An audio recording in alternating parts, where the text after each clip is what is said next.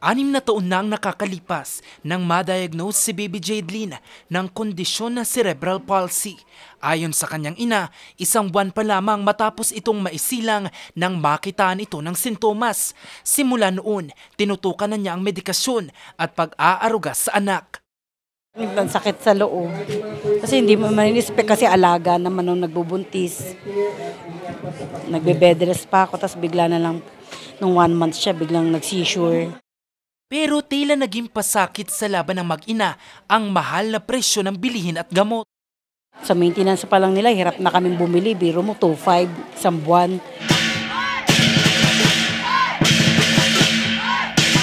Noong Sabado, June 15, kabilang sila sa nakatanggap ng tulong mula sa Baguio Filipino-Chinese Community. Parte ito ng pagdiriwang ng ika-23 taong anibersaryo ng pagkakaibigan ng Pilipinas at China. Kaya we decided again this year to cater to the disabled people. Kaya nandito tayo lahat.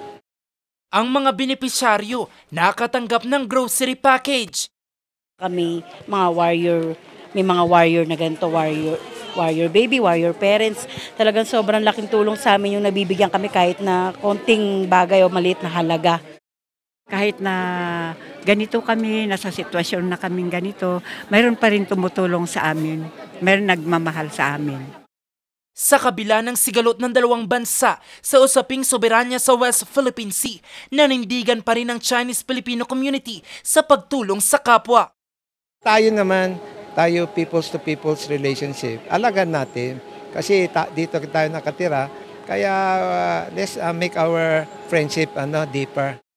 Let's putting aside the differences and seeking common grounds.